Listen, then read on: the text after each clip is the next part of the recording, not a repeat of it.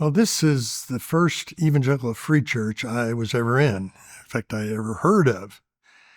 This is the chapel of First Evangelical Free Church in Wichita, Kansas. I grew up in a movement called the IFCA, Independent Fundamental Churches of America. My dad was an executive vice president of the IFCA. I went to Calvary Bible College, which was an IFCA school, and then I went to Dallas Seminary, which was also closely related to the IFCA. But I never felt at home there after seminary. I felt that they were too rigid on certain issues, didn't allow you to ask the hard questions.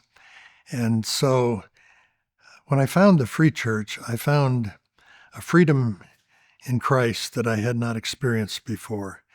They had a strong emphasis on the fundamentals of the faith, on the real essential issues, but allowed freedom on the non-essentials.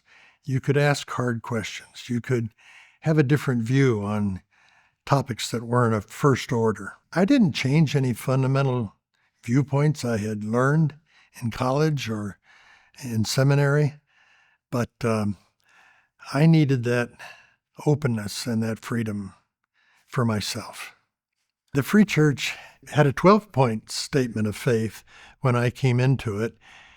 In the late 1990s, I was asked to serve on a committee to look at our statement of faith and see if it could be improved.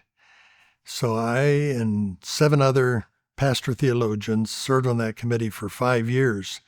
And we rewrote the statement of faith. It was adopted by about an 84% vote, I believe, in 2008. And it maintained all the basic positions of the original statement of faith, but it was more precise and more theologically accurate. But it maintained premillennialism as the viewpoint of the Free Church.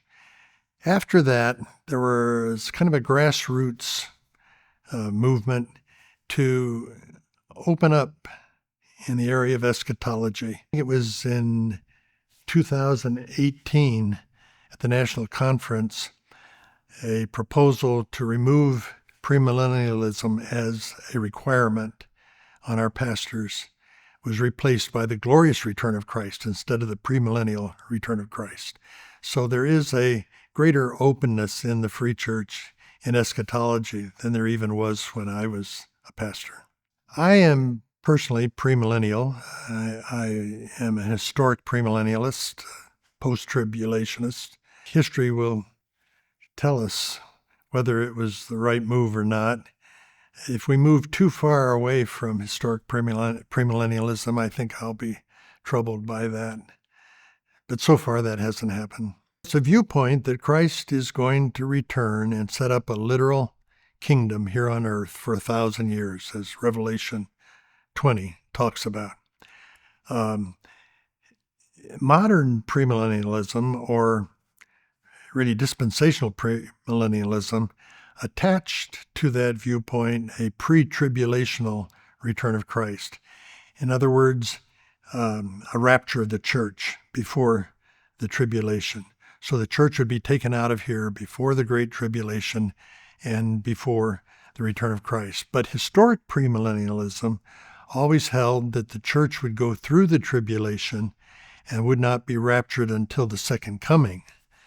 And that's what I think is most clearly taught, especially in 2 Thessalonians chapter 2.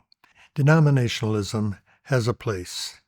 I think every denomination has a different ethos, and people need to find a home where they feel comfortable with the style of worship, with the attitudes, as well as the theology. And different denominations provide that for different kinds of people, and I'm okay with that.